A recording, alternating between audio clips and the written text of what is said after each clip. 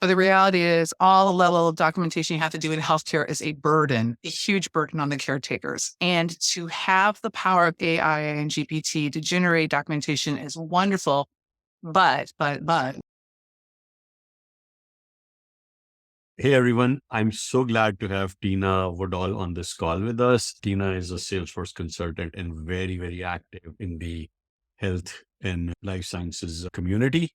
She runs a health care user group and she's presenting a session at Enterprise Dreamin. So Tina, can you tell us a little bit about what the session will have and why should people attend it? and thanks for having me because I'm really, really excited. This is a really awesome topic. Salesforce and healthcare, everyone's hearing about this AI, and it's big, it's scary, and people not sure how to work with this. So one of the parts of the session is what is it? How is it going to impact healthcare? What is the responsibility of technology? What is the responsibility of healthcare? And what can we do that's still legal and compliant for protecting the patient's members? So big topics. Not going to go deep on it, but enough that it's a starting point. That's great. Can you talk a little bit about some of these areas around healthcare related legal compliance? Like what kind of concerns are you hearing from healthcare and life sciences customers of Salesforce? Right. So at the end of the day, a very basic tenet in healthcare is what do you need, the minimum you need to achieve the job you tend to do. So with that, when we're sharing data from human to human, you need to get something done.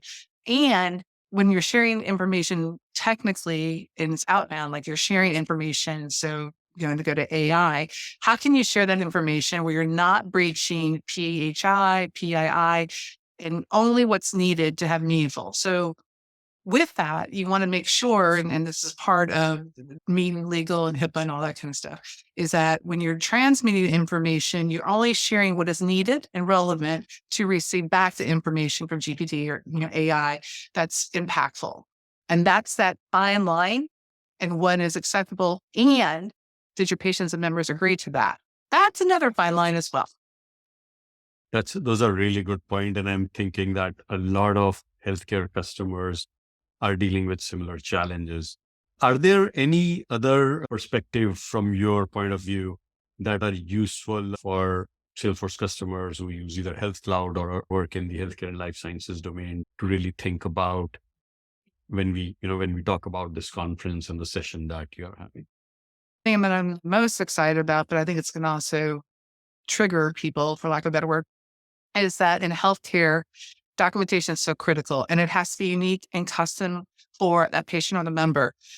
But the reality is all the level of documentation you have to do in healthcare is a burden, a huge burden on the caretakers. And to have the power of AI and GPT to generate documentation is wonderful.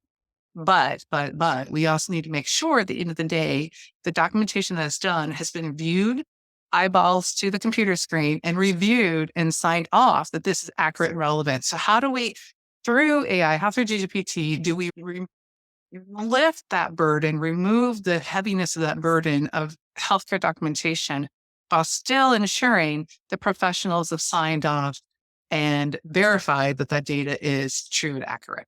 And that is the fine line. And we need to solve for that to, I think, take us to that next level here.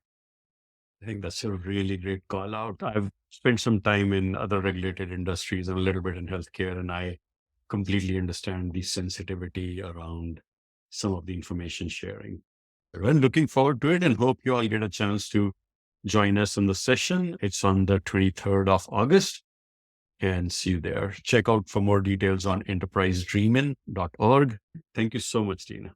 I'm looking forward to it as well. Thanks.